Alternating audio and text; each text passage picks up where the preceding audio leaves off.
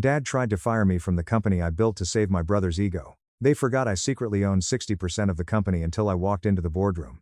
I am Arthur, 33 years old. I am.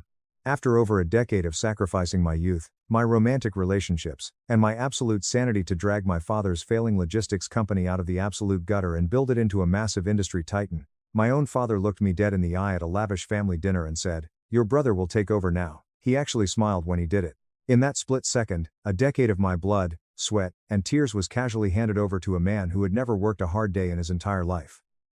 The dining room of my parents' sprawling Seattle estate was suffocatingly warm that night. The dinner was supposed to be a celebration of everything I had accomplished. We had just closed a massive regional distribution contract with a major retail giant, pushing Sterling Logistics' valuation past the $85 million mark for the very first time in its history. I had personally negotiated the deal for 8 straight months. I lived out of cheap airport hotels. I survived on stale coffee and vending machine food. I missed my own birthday and skipped Thanksgiving just to finalize the supply chain logistics. My father, Thomas, had organized this extravagant dinner to supposedly honor my monumental success. The room was packed with extended family, wealthy neighbors from their exclusive country club, and a few close business associates who loved to pretend they had a hand in our success. I sat near the head of the long mahogany table, feeling a rare moment of genuine pride. I genuinely thought this was the night my father would finally acknowledge the man I had become. Then, Thomas clinked his silver spoon against his crystal glass. The room fell entirely silent. He stood up, smoothing the lapels of his custom Italian suit, radiating the kind of arrogant charm he always used to mask his deep insecurities and absolute business incompetence. He talked about legacy. He talked about the importance of family bloodlines holding the reins of power. I smiled politely, assuming he was leading up to my official appointment as chief executive officer. Then, he turned his gaze toward my younger brother, Leo. Leo was sitting directly across from me, swirling his expensive red wine with a lazy, entitled smirk on his face. Leo was the absolute golden child of the family. He was 28 years old, perpetually tanned from midweek ski trips, and had spent his entire adult life bouncing from one disastrous vanity project to another. My father placed a heavy, affectionate hand on Leo's shoulder. His voice boomed across the silent dining room. And that is why, effective tomorrow morning, Leo will be stepping in to take over the daily operations as the new chief executive officer of Sterling Logistics. Your brother will take over now, Arthur. We are so incredibly proud of him.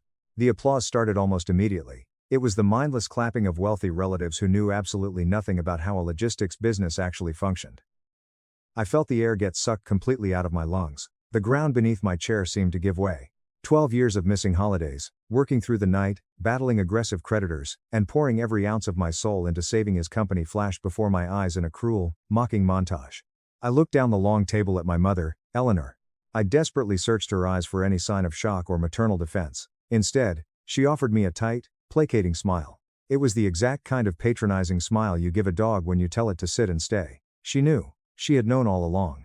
Leo caught my eye through the flickering candlelight. His smirk deepened into a full, victorious grin. He had done absolutely nothing to earn this inheritance, yet he was sitting there collecting my life's work like a shiny new toy. Every instinct in my body screamed at me to stand up. I wanted to flip the heavy table, shattering every crystal glass in the room. I wanted to expose how Thomas had almost bankrupted us twice. I wanted to tell the whole room that Leo was a total fraud. But I didn't move a single muscle. I gripped the stem of my wine glass under the table until my knuckles turned stark white. You do not survive in high-stakes corporate logistics by throwing emotional tantrums. You survive by being colder, more calculated, and infinitely smarter than the person sitting across from you. I raised my glass high in the air. I plastered the most convincing, warm smile I could possibly muster across my face.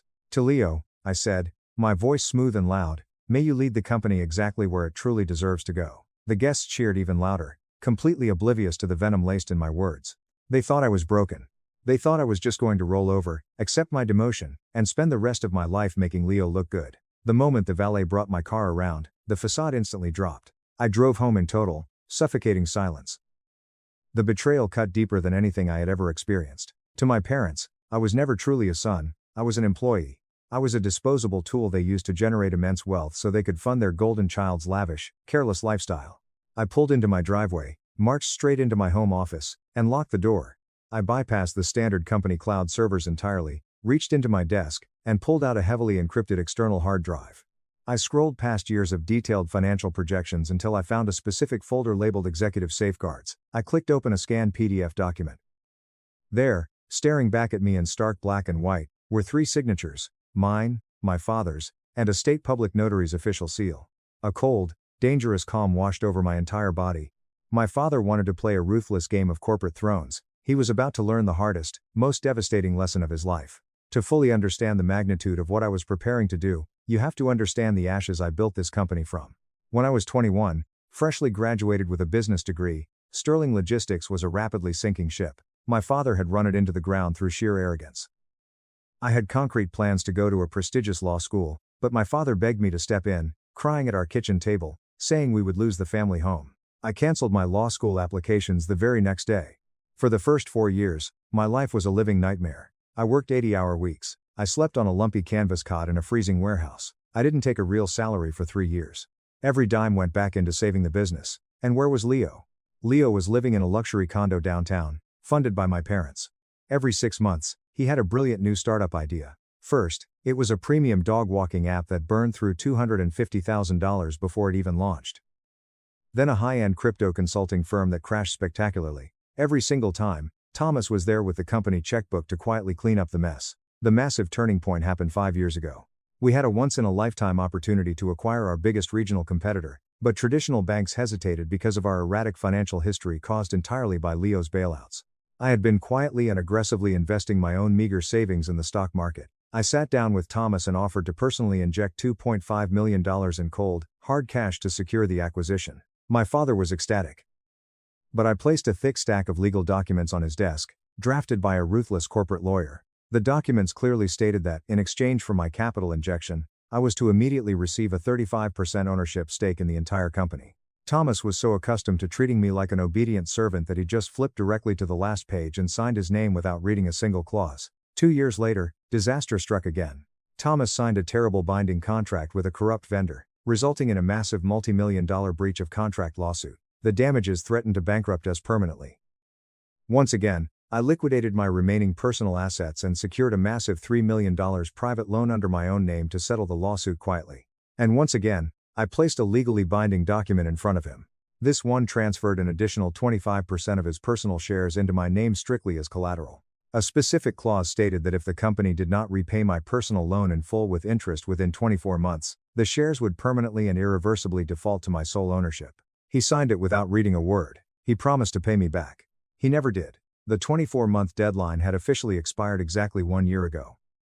Sitting in my dark home office, the math was beautifully simple. 35% from the initial investment, 25% from the defaulted loan collateral. I legally owned 60% of Sterling Logistics. My father only owned 40%. He was a minority shareholder in a company that bore his name. And according to the ironclad corporate bylaws he blindly signed, a minority shareholder had absolutely zero legal authority to appoint a CEO without the explicit consent of the majority holder. I set my alarm for 5 a.m. I laid out my sharpest suit. Tomorrow, I wasn't going to work. I was going to war. Update 1. I arrived at corporate headquarters at exactly 6:30 a.m. I walked through the empty, silent lobby, went straight to my corner office, and began preparing the battlefield. I laid out the certified shareholder agreements and the bound corporate bylaws on my large desk like weapons in an armory. By 8:30 a.m., the building started coming alive. As I walked out to get a cup of black coffee, the usual morning chatter suddenly stopped dead. People looked quickly down at their phones. I saw Derek, our incredibly arrogant PR director, holding a thick stack of freshly printed glossy folders. They were the official press releases announcing my sudden departure and Leo's triumphant ascension to CEO. I walked right past him without saying a word. Let them print their little folders. At precisely 9 a.m., my office door swung open forcefully without a knock. My father strode in, wearing a sharp navy suit, looking every bit the conquering king. Leo trailed right behind him, holding a ridiculously expensive leather briefcase, practically bouncing on his heels with a smug grin. "Arthur," my father said, his voice loud and booming, "I assume you have begun organizing the handover materials. Leo needs to be fully briefed on the new supply chain contracts by noon." I took a slow, deliberate sip of my coffee, leaning back in my leather chair. "I haven't organized anything, Thomas," I said smoothly, intentionally using his first name. I saw a muscle in his jaw clench instantly. "Excuse me?" my father snapped, slamming both hands on my desk. "Do not make this difficult, Arthur. Be a team player for once in your life. Get out of the way." "There is no transition," I replied, completely devoid of emotion. "I am the CEO of this company, and I am not going anywhere." Leo scoffed loudly, dropping his pristine briefcase onto a chair. "Oh, come on, Arthur. Stop throwing a childish tantrum. Take a generous severance package and get out. You're completely burnt out. Before I could put the parasite in his place, the office door opened again. It was Martin, our chief operating officer. Martin was a man in his late 50s who had been my trusted mentor since I was 21. We had worked side by side in the absolute trenches. When his wife got sick, I personally fought the insurance company to cover her treatments. I trusted him implicitly. But now, Martin walked in and stood directly next to my father, refusing to look at me. What is going on here, Martin? I asked, a sudden chill running down my spine. My father smiled a wide predatory grin. Martin and I had a very productive breakfast. He agrees that a major change in leadership is exactly what we need. As part of the restructuring, he will be stepping up as executive vice president with a significant equity bonus. The puzzle pieces snapped together. My father had literally bought off my second in command with company money to isolate me completely. The sheer weight of the betrayal hit me harder than the dinner the night before. This was my inner circle turning their weapons against me. I stood up slowly, leveling a furious glare at my father. You think you can buy off my loyal staff and hand the keys of an $85 million enterprise to a complete documented failure? Thomas slammed his fist violently on my desk. Do not speak to me that way. My name is on the front of this building. You work for me, Arthur. You are officially, immediately terminated. Pack your desk and get out before I have corporate security drag you out. The room went terrifyingly dead silent. I let the heavy silence stretch for 5 agonizing seconds. Then I reached down, calmly straightened my cuffs, and sat right back down. No, I said simply. You cannot fire me, Thomas, because you do not have the legal authority to do so. Now get out of my office. My father's face contorted with unhinged rage. I am calling an emergency board of directors meeting for 3 p.m. this afternoon. We will hold a formal recorded vote of no confidence, and you will walk out of here with absolutely nothing. They stormed out of the office, Martin following like an obedient stray dog. The storm had officially made landfall. At 2:15 p.m., my personal cell phone rang. It was my mother, Eleanor. A weak part of me wanted to ignore it, but a darker part needed to hear what she had to say. I put her on speaker. Arthur, darling, her voice dripped with manipulative poison. I hear you are causing a terrible scene today. Please, I am begging you, don't be selfish. You can get a high-paying job anywhere. Your brother Leo needs this. He desperately needs a win after his last failure. He doesn't need a win, Mom. He needs a harsh reality check. You cannot hand him an $85 million company as a participation trophy. It's family property. She screamed, her sweet maternal facade cracking instantly, revealing the viciousness underneath. I told your father months ago that we needed to secure Leo's future before you pushed him out. I told Thomas to put Leo in charge so the boy would have some respect. You are ruining my family with your greed. The words hit me like a physical blow. My mother had orchestrated this entire elaborate betrayal to protect her golden child. Any lingering hesitation I had vanished entirely in that moment. They were dead to me. Thank you for being honest, Mom, I said coldly. Consider this my formal resignation from this family. Do not ever call this number again. I hung up and permanently blocked her. At 2:55 p.m., I took the longest march of my life down the heavy imported wool carpet of the executive corridor. I carried a single black fireproof document folder tucked tightly against my ribs. I pushed open the massive mahogany double doors of the boardroom. Every single seat at the sprawling 30-foot table was filled with the full board of directors, wealthy, highly connected men and women. At the absolute head of the table sat Thomas, wearing his bespoke suit, looking like a dignified statesman. To his right was Leo, trying desperately to look like a high-powered CEO, though I could see the slight tremor in his hands. To his left was the traitor, Martin, sweating profusely. Down at the far end sat Harrison, our largest external shareholder, a ruthless businessman who only cared about profit margins. I didn't take my usual seat. I walked to the exact opposite end of the room, placed my black folder gently on the wood, and sat down. Thomas cleared his throat loudly. He launched into a masterful, deeply concerned speech. He talked about how I had served admirably, but the grueling years had taken an immense mental toll on me. He lied through his teeth, claiming I was suffering from severe executive burnout and erratic decision-making. He formally proposed a massive immediate restructuring, appointing Leo as CEO, and Martin as executive VP, offering me a generous severance package, to step away for my own health. I am officially calling for an immediate board vote, Thomas announced, his eyes locking onto mine with undeniable malice. A formal vote of no confidence in Arthur's mental ability to continue. Harrison, I ask you to second the motion. The entire room turned to Harrison. Harrison slowly took off his expensive reading glasses, tapping his heavy metal pen rhythmically against his legal pad. Before I second any motion, Harrison said, his voice like grinding gravel, I want to hear directly from the man whose head is on the chopping block. Arthur, what exactly do you have to say for yourself? The spotlight shifted blindingly to me. Thomas scoffed. Leo let out an arrogant chuckle. They genuinely believed I was going to break down and cry, validating their vicious claims of my supposed mental instability. I took a very slow, deep breath, perfectly centering my racing heart. I looked around the room, making deliberate, unblinking eye contact with every single person. Then I smiled the cold, dead smile of an apex predator. "What do I have to say, Harrison?" I asked, my voice echoing with terrifying authority. "I say that this entire emergency meeting is a complete, pathetic farce." I stood up slowly, pushing my heavy chair back. "My father just gave you a highly rehearsed speech about my supposed mental breakdown. But we are sitting here to run an $85 million logistics empire, and only the cold, hard facts matter." Right on cue, the heavy boardroom doors swung open violently behind me. Chloe, my young legal assistant, walked into the room carrying a massive stack of thick, professionally bound legal folders. "Distribute them immediately, Chloe," I commanded. She walked quickly around the table, placing a heavy folder directly in front of every single board member, slamming the final one directly onto Thomas's pristine legal pad. "The most important fact of all," I said, walking slowly down the length of the table, "is that Thomas does not have the legal authority to call this board vote. He does not have the legal authority to fire me. And he absolutely does not have the legal authority to appoint a new CEO. Open the folder, Harrison. Read it out loud."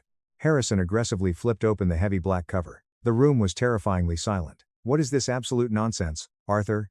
Thomas demanded, his face flushing with furious anger, forcefully shoving the folder away. "Read the damn document, Thomas," I whispered harshly. "For the first time in your lazy, entitled life, actually read the legally binding contract before you blindly sign away your entire future." Harrison adjusted his glasses. I watched his eyes widen in genuine shock. "This is a formal certified shareholder equity transfer agreement," Harrison read aloud, his deep voice cutting through the tension. "Dated April 2019. It outlines a massive emergency capital injection of exactly $2.5 million, personally funded by Arthur. In direct exchange, 35% of all existing voting shares were unconditionally transferred from Thomas to Arthur." A collective, highly audible gasp echoed around the room. Martin looked like he was going to violently vomit. "That's a complete lie," Leo shouted hysterically, slamming his hand on the table. "That's a blatant forgery. Dad, tell them to call the police. Please, Dad. Turn immediately to page 4, Harrison," I instructed, ignoring the parasite entirely. Harrison flipped the thick page. "This document is a formal loan default asset transfer. Dated November 2021. It details a massive personal loan taken out entirely by Arthur to quickly settle the vendor breach of contract lawsuit. The stated collateral was an additional 25% of Thomas's personal shares. The penalty clause states that if the loan was not repaid in full within exactly 24 months, Harrison stopped reading abruptly. He looked slowly up at my father. Thomas was now gripping the heavy edges of the mahogany table so tightly his knuckles were stark white. His face had completely drained of all human color. He looked exactly like an old man actively having a fatal heart attack right in his chair. "The 24-month deadline expired exactly 1 year ago today," I stated loudly. "The loan was never repaid. The legal default clause was automatically triggered. The final transfer documents have been heavily stamped by the state notary and fully processed by the corporate registry." I walked to the absolute head of the table, standing directly between my frozen father and my hyperventilating brother. I leaned heavily over the polished wood, bringing my face mere inches from Thomas's wide, terrified eyes. "Let us do the basic elementary math right now. 35% plus 25%. I legally, indisputably own 60% of Sterling Logistics.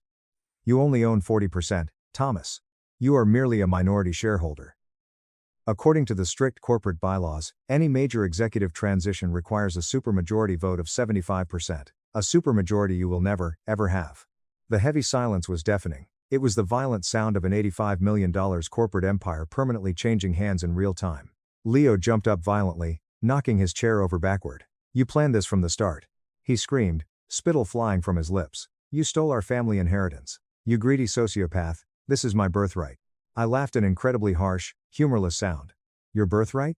You useless parasite. I spent 12 agonizing years bleeding onto the floor for this company while you played fake entrepreneur with daddy's stolen money. You don't have a birthright. You have a massive cancerous sense of entitlement." I turned my intense attention back to Thomas. He was completely broken. The arrogant patriarch had evaporated into thin air. He finally realized he had handed me the complete keys to his kingdom simply because he was too lazy to read the paperwork. "Arthur," Thomas whispered hoarsely, real tears forming in his aged eyes. "Please, you can't do this to me. I am your father. We can share the power. Just don't take it all away from me. You lost the right to call yourself my father the exact second you conspired with my mother to stab me in the back at a dinner table," I replied, My voice completely dead of any human mercy. You dug this massive grave yourself, Thomas. Now you get to lie in it forever. I stood up perfectly straight and addressed the stunned room. The illegal vote of no confidence is permanently cancelled. I am the sole chief executive officer and absolute majority owner. Any questions? Nobody moved a single muscle. I slowly turned my cold gaze to Martin. The traitor was practically hyperventilating. Martin, I said sharply. He violently jumped. I said, your unearned executive promotion is hereby rescinded. In fact, your employment is terminated for cause, effective immediately. You have exactly 10 minutes to clear out your desk before I have corporate security physically throw you onto the street for criminal trespassing. Get out of my sight. Martin scrambled awkwardly out of his chair and practically ran out of the boardroom in a blind panic. Then I turned back to Thomas and Leo. As for the two of you, I am going to give you an incredibly generous choice. Option 1. Leo, you can take a minimum wage job in the basement mailroom. And Thomas, you can maintain your useless 40% minority share with absolutely zero voting power over company direction. Leo looked absolutely revolted. I am absolutely not working in a disgusting mailroom. I have a master's degree. Option 2, I continued loudly, cutting him off. I will formally buy out your remaining 40% stake, but I will force the buyout at the exact valuation the company had 12 years ago when you almost ran it into total bankruptcy.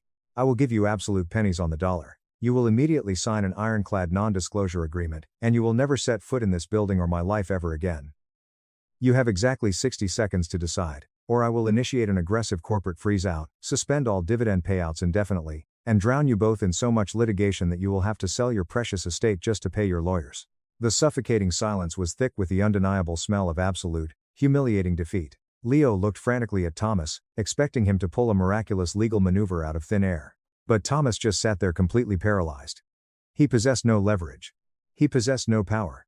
We will take the buyout, Thomas whispered, his voice cracking horribly like dry leaves crushed underfoot. Draft the legal papers. We surrender. Leo slammed his hands on the table. Are you insane, Dad? We can fight him. With what money, Leo? Thomas suddenly snapped, an explosive burst of exhausted anger breaking through his despair. He controls the operating accounts. He controls the lawyers. It is completely over. We lost everything.